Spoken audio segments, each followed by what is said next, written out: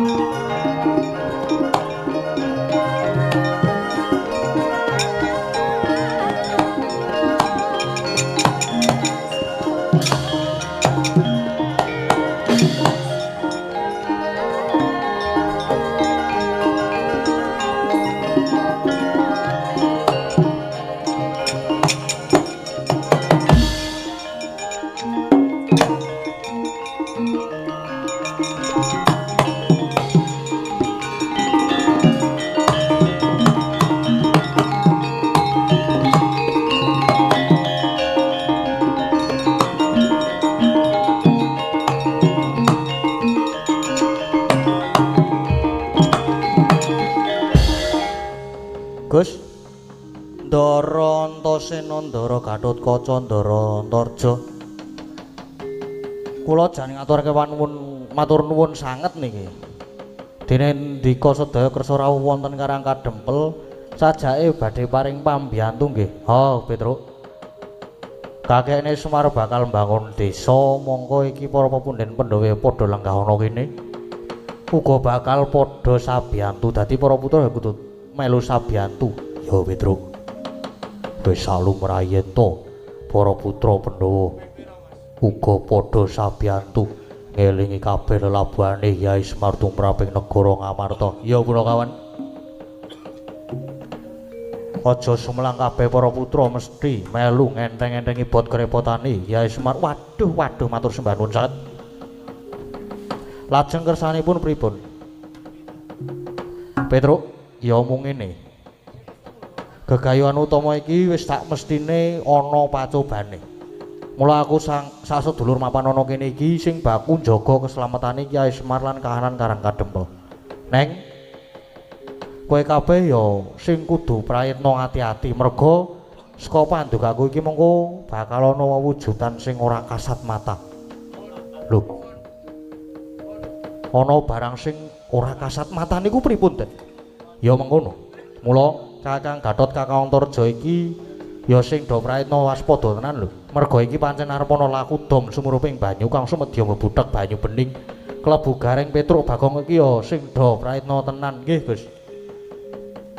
Gong, hati-hati lho, Gong. Heeh. Nyambut gawe ning aja nganti ngalamun. Aja nganti suwung jagatmu iki. Sapokoke aku ora tau ngalamun kok. Sorote pandam sumula amadangi pasarean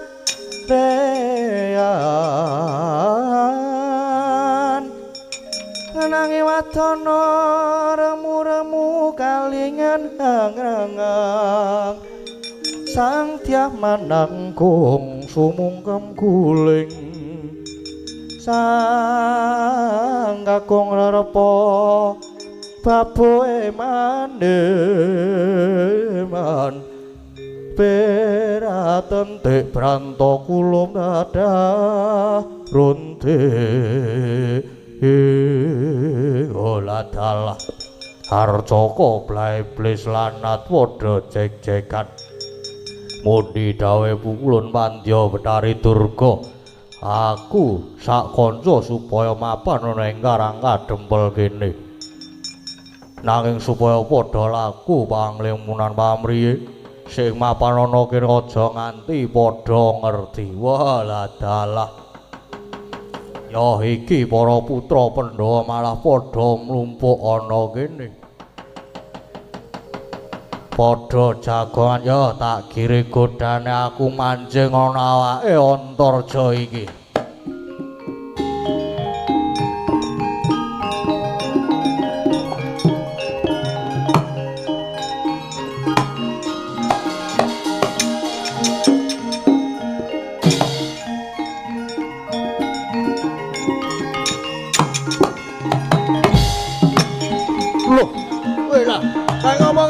waduh rewone iki Dan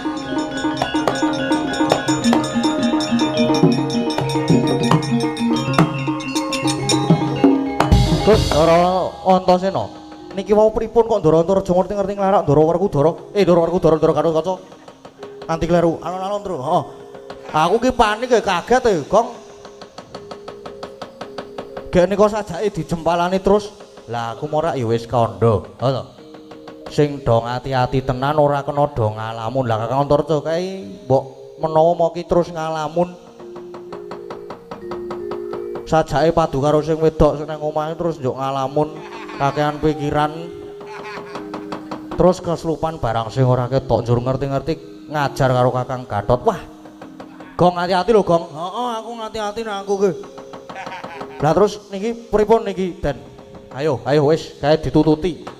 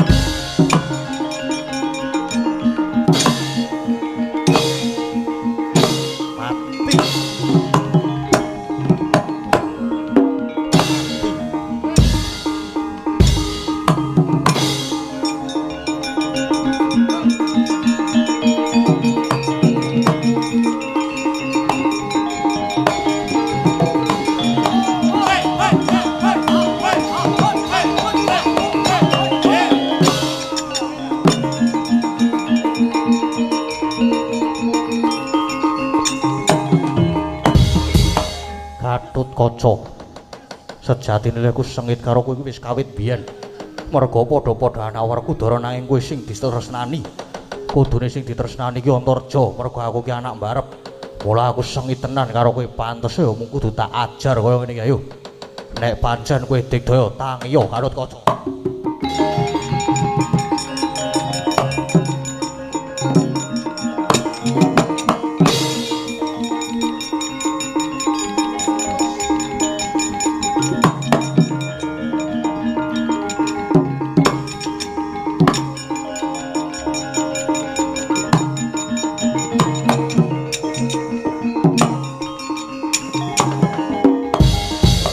bongkah tenan to. Kakang Antareja kae kasurupan barang sing ora ketok. Mula terus tegel ngajar karo Kakang Gatot nganti semaput kaya ngene iki. Wah. Lah niki terus pripun niki, Den? Saya santai wae. Menengo wae tak tetesane nganggo sungut kutang ya, Kang.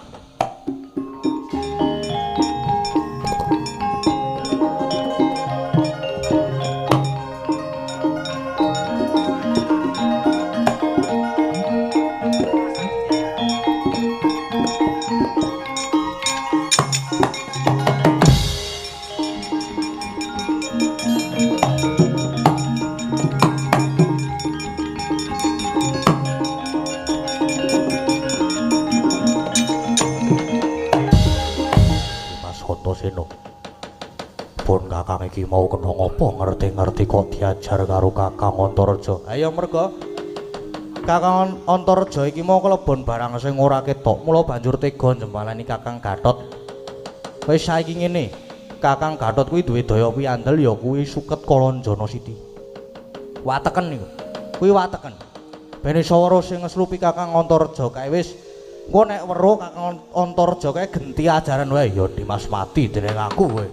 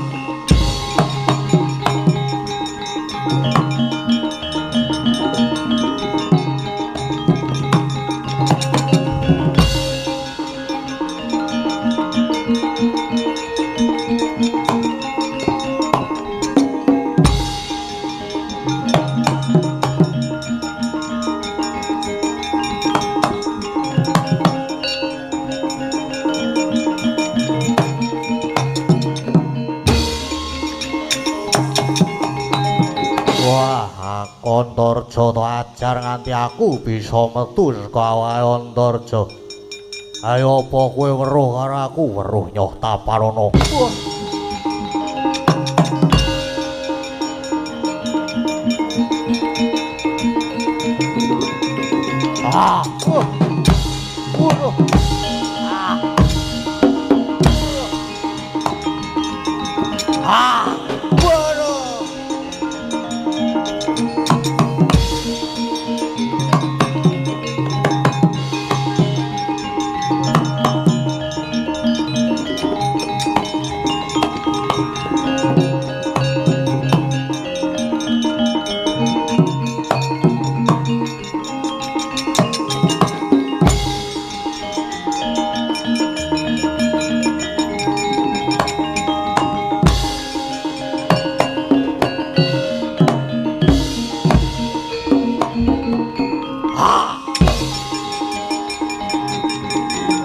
Wah, aku kira iso weruh kowe.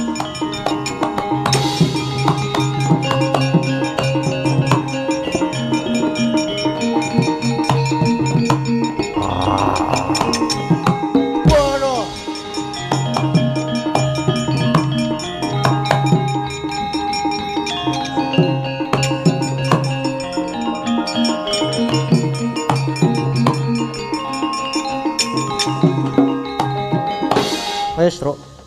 Saka wengiraku iki buta-buta kae mesti do mlayu. Wedi karo awake dhewe ning awake dhewe tetep kudu waspada. Tetep kudu hati-hati wis. Tetep kudu njaga Karang Kadempel sinambi nunggu dawuhe Kyai Semar karo para pepundhen Pandhawa nggih.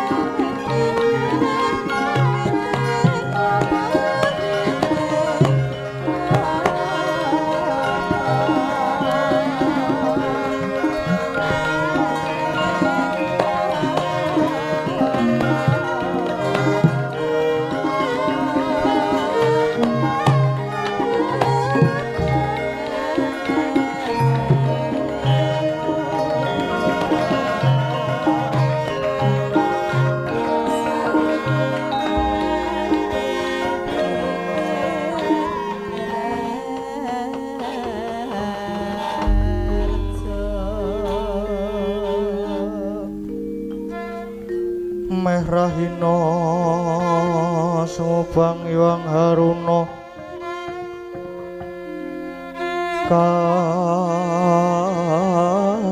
katinetraning anggarapuh sabdaning kukila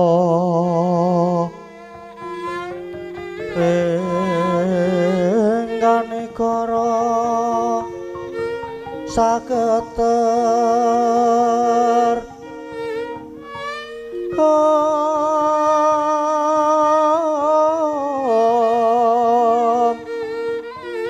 kene tunga engkong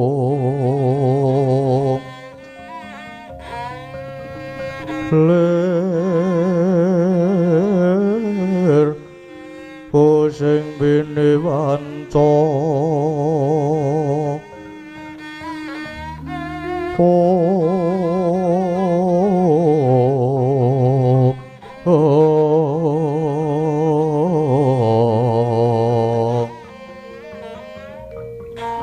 Bapak toking ayam wono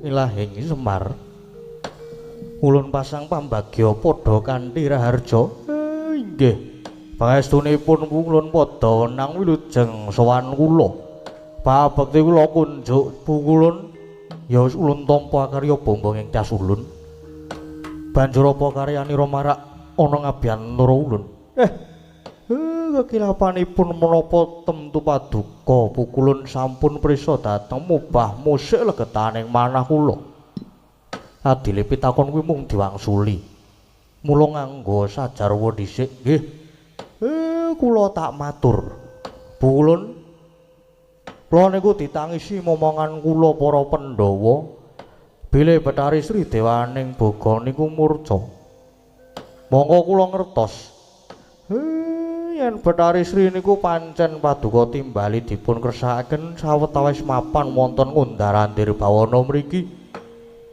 Lah niku jane ingkang dipun kersakaken kados pundi ulun Semar? Bathari Sri ulun timbali ulun kersake sawetara mapan ana ing kayangan ulun iki. Saektine ulun mung kepengin ngelingake marang para Pandhawa lan kawula ngamarta murih aja nganti singlar ing sesanggeman, aja nganti lali marang bumine. Bumi kang saben-saben wis paring nikmatmu pangat wis samestine kudu dijaga. Merga kasunyatane bumi iku uga kalebu sumber panguripan. Mula kudu ngaturke rasa syukur marang Gusti ingkang Maha Agung kita ngamung sarwa prasaja para kawula aja nganti lali nggone padha ngadani sedekah bumi. Pinangka tandha rasa syukur lan rasa matur nuwun marang bumi kang wis bisa paring sumber panguripan lumantar wuru wetu. Iku Semar. Inggih. Niku sedaya nggih pun kula aturke kok. Lah yen ngaten sapunika kula lajeng nyuwun supados Bathari Sri. Kula nyuwun supados Bathari Sri menika enggal kundur dhateng negari Ngamarta. Slamesaken dhateng para kawula negari Ngamarta, utamane para among tani. Murih saged kinayoman dening Bathari Sri ya Semar. Kaya wis cukup nggon ulun nyoba marang para Pandhawa, Bathari Sri samengko tumuli ulun dawuhi supaya mudhun marcapada maneh ngemongi para Pandhawa lan para kawula Ngamarta Semar. Permara reh manguswa yo ngambrang kati karunaning kaswase aning marga lakon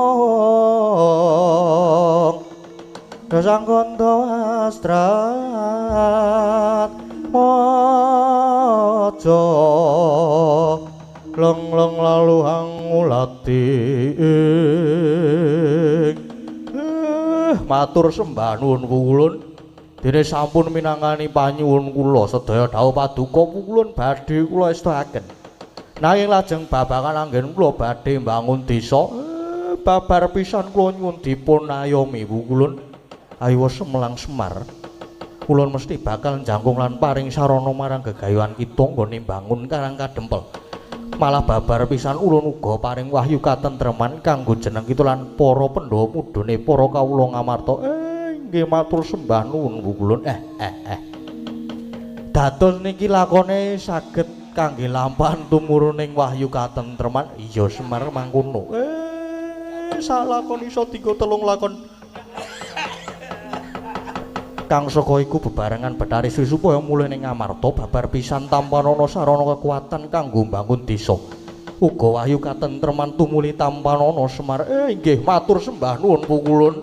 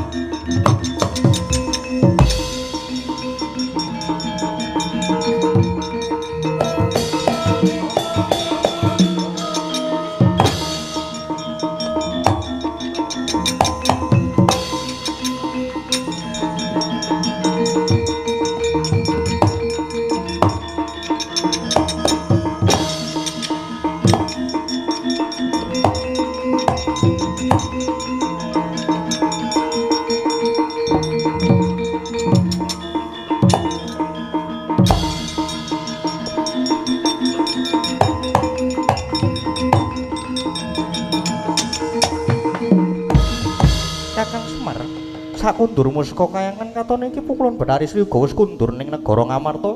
Nggih sampun. Sampun Sri pun mulih. Pun mulih teng negara Ngamarta. Aduh Kakang Semar. Matur nuwun banget ya Kakang Semar. Nggih. Malah kejawa kula diparingi sarana kangge bangun desa, ning ugi malah diparingi wahyu katentreman. Ning ampun kaget. Yen niki kadose wonten pacoban malih.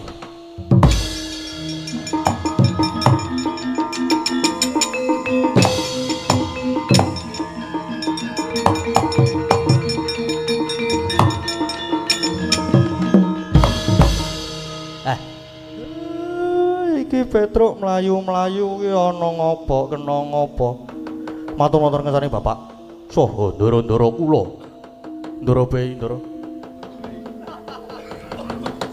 Salebetipun panjenengan sami rembagan njawi geger tenan niki amargi Karang Kadempel kedatengan sapa jenenge? Sapa jenenge? Waduh. Kedatengan bungke.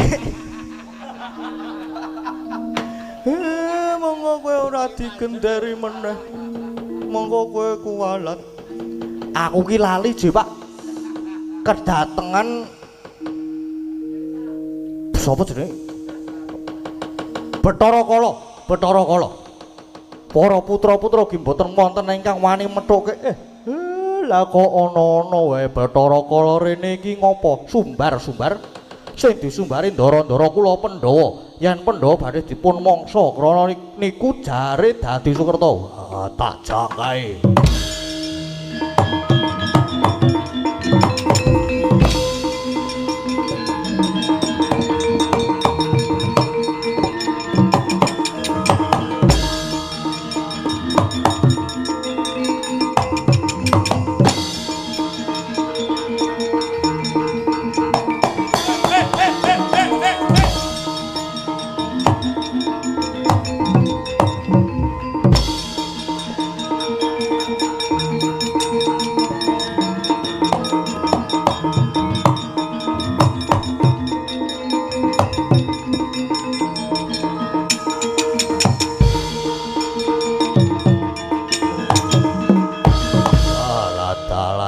iki gedhe dhuwur. Werkudara iki yo ayo Bathara Kala sumbar-sumbar yo. Endi kadang-kadangmu kon tekan kene tak pangane sebabe kowe kuwi para pendhawa isih mlebu dadi wong Sukerta. Wah. Para kage Werkudara panganen Werkudara nek ora tak dupan dhisik. Wah, gaglak limpamu. Ha.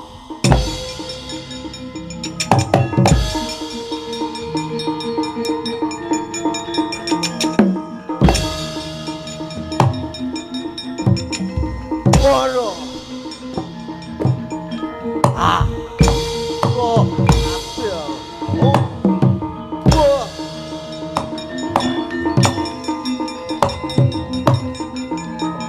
Ah. Ah. Wah. Ah. Ah. Ah. Wah.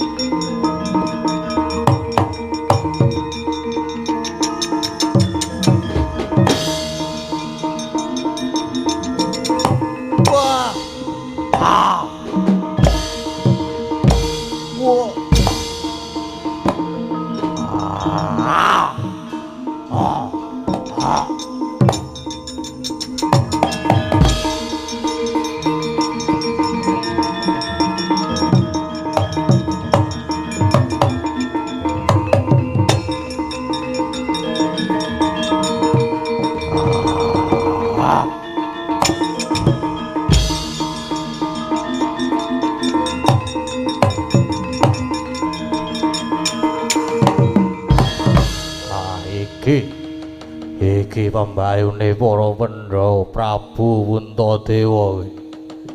Punta dulur-dulurmu adi-adimu wis tak pangan manjing ana adukku. Kowe kok malah kaya pasrah arep tak pangan apa kowe ora wedi? Bathara Kala. Pati uripku iki tak pasrahke ana ngersane Hyangmu Agung. Nanging Bathara Kala dadi jalaran patiku monggo kakean wus untal malang.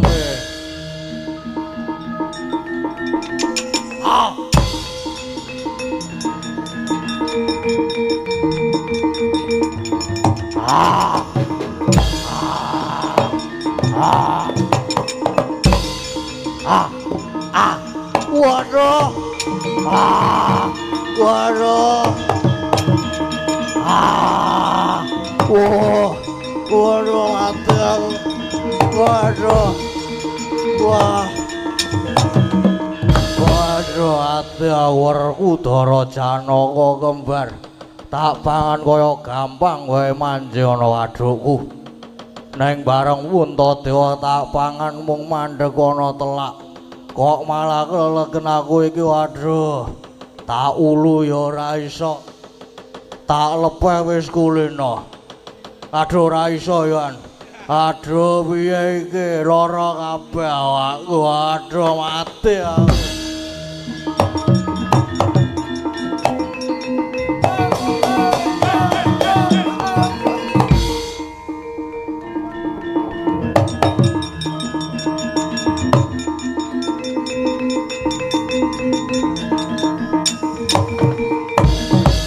Aduh Yai Semar, aku tulung ana aku nyuwun ngapura. Aku kesiku dening Kang Murbeng dumadi. Den aku wis mangan para Pandhawa Kudara Janaka lan kembar wis kalu mlebu ana wetengku. Mung kari siji Puntadewa rekane arep tak untal. Neng malah mandeg ana gulu aku dadi kelegen iki waduh tak ulu ya ora iso tak lepeh ya ora iso aduh aku tulung ana Kyai kowe njaluk ngapura ki merga kowe wis ketaman to ya kaya ngono kuwi oleh-olehane wong murka ki kala gosek Kyai aku ki jane mangan rak ya ora luput to ora luput piye? Gage omongo dasarmu ki apa kowe iso muni ora luput ki dasarmu apa? Sing tak pangan ki Pandhawa. Monggo Pandhawa kuwi Sukerta. Pandhawa kok tok anggap Sukerta ki dasarmu ki ya apa? Merga kuwi wong lima lanang kabeh, tur tunggale kabeh. Nek kowe iki durung ngerti iki takon. Merga ngertine iki ya karo takon dadine karo tiru-tiru apike karo tumandang. Mula kowe kelelegan merga lehmu mangan ki kleru. Rumangsamu Pandhawa ki Sukerta. Kowe tak kandhani ya. Sing diarani Pandhawa Sukerta ki ngene. Umpamane aku duwe bojo, banjur duwe anak cacah 5 lanang kabeh. Kuwi diarani Sukerta. Lah yen Pandhawa Puntawerkudara Janaka kembar kae dudu Sukerta. Merga kae mbokne ki loro. Goblokmu ki ngethek. Puntadewa Werkudara Janaka ki anake Kunthi. Nek nang kula Sedewa ki anake Madrim. Kok terus tok arane Pandhawa 5 Sukerta ki? Jane utekmu ning dengkul ye. Mula kowe nganti kelelegan ki merga kowe ki ngawur. Ngerti nek ri kok mbok untal. Lah iya lara. Aduh mati aku.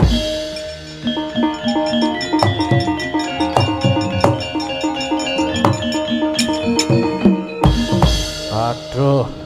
Kyai aku luput aku tulung ana. Kala kowe mbiyen tau dielingi karo bapakmu ya Bathara Guru to? Kowe kena mangan Sukerta nanging wanti-wanti sapa sing iso maca tulisan ana ing bathukmu, sing ana telakmu, sing ana dadamu, sing ana gigirmu kuwi Singkirana. Ya apa ora? Ya, Yai. Yen ngono aku nyuwun tulung mbok wedharke lan mbok wacake babar pisan, Kyai. Wacake piye? Tulisan sing ana bathukmu, sing ana telakmu, dadamu, gigirmu kuwi mbiyen wis tau diwacake karo Ki Dalang Kandabana to. Kala. Kowe ngerti ora nek ruwatan ki ragate akeh. Ngerti apa ora? Merga ruwatan ki ya sajene akeh tenan. Waduh. Lah terus lehku kelegen iki kepiye? Lan Pandhawa pisane metu saka wadukku piye, Kyai? Wis kowe cukup tak wacake caraka balik wae. Kowe mari lek kelegen Pandhawa ya wutuh bali meneh. Wis tak wacake caraka balik ya. Ngatha Bagama Nyaya Jadapala Wasatada Karacanaha. Aduh Kyai.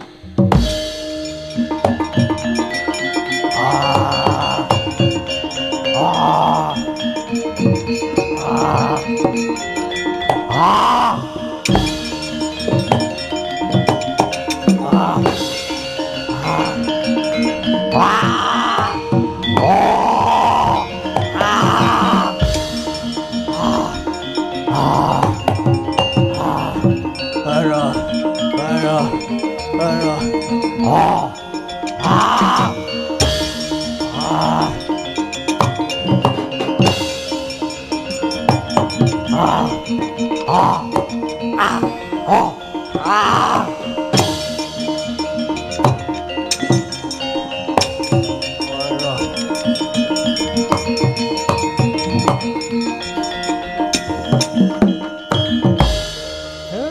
Piye rasamu saiki?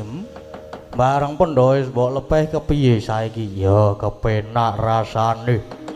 Aduh Kyai aku wis kapok tenan.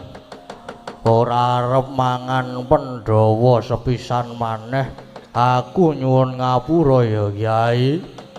Wis aku tak bali ya Kyai ya. Wis kono bali janji baleni meneh aja takon dosa.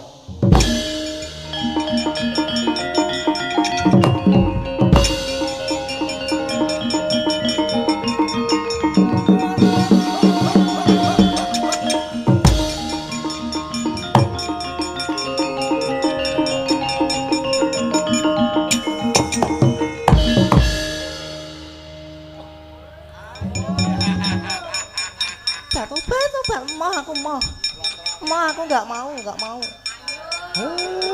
Durga. Tenan apa ora? Mesti kala ki ditumbani karo tuwekane. Iya ora? Durga karone iki. Kowe iki ya ngopo saben-saben aku duwe gegayuhan kok mesti tok ganggu? Meri kowe, srik karo aku. Ayo bali. Ayo bali. Batu. Ma aku nek ngono kuwi ma. Batu, ma aku ma lho aku. Batu, ma Kakang Semar. Kowe gaweane senengane iki ganggu. Ganggu leku duwe gawe. Senengane. Kowe gelem bali apa ora? Ayo bali, timbangane tak. Batu, mau jijik aku jijik. Timbanganmu tak. Batu, kurang ajar kabeh.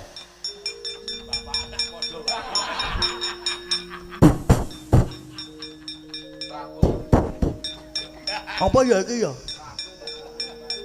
Apa ya? Gong, kowe le mudut ki piye ana bakone nggon lambe iki? Batu, megah aku, megah. Ayo bali mulih. Wadya balamu dijak bali kabeh. Batu, megah aku nek ngene iki carane megah. Monggo aku diseneni. Diseneni karo simak.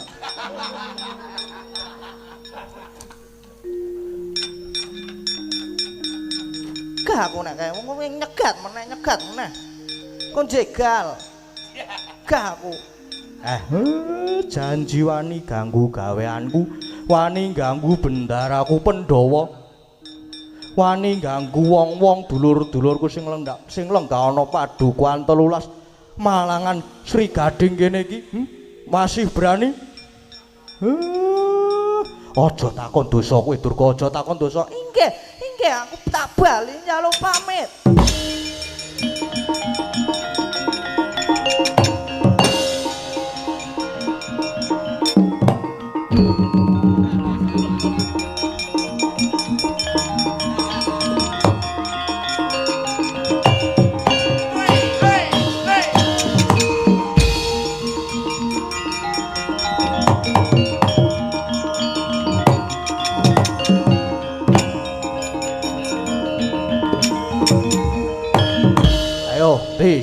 Ki Semar ning kene. Bro.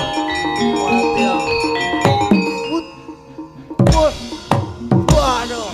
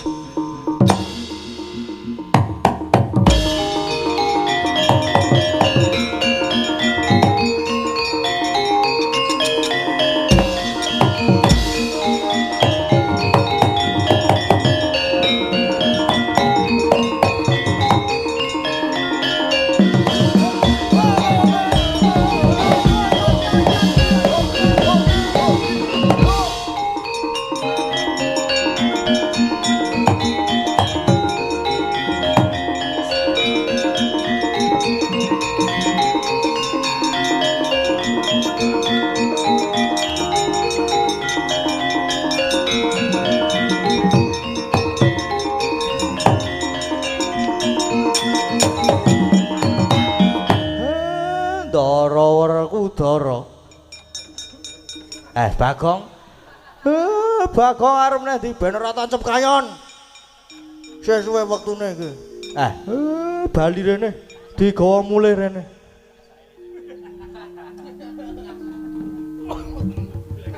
Kowe ngopo ya, Gong?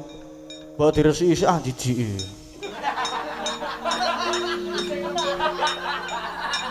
Gong, gah aku. Wah, wegah aku, Gong. Iki lho, ayo to, nyo. Wah, gong. Aku tak pacul lho kowe. Tak pacul perkara lho iki. Oh, perkara aku bojoku ndak Gong. Gong, gah aku, Gong. Ora guyon sik tak rau. Oh, sik.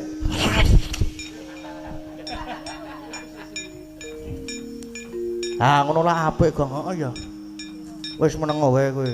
Kowe tak meneng aku. Hau. Punten. Niki lampane pun paripurna. Sing disuwun saged ambabar kanugrahan agung utaminipun dhateng warga ing padukuhan 13 Malangan Sri Gading kene mriki mugi tansah jinangkung binerkahan Gusti tansah pinaringan kabagas warasan lumintu rezekinipun rahayu Dara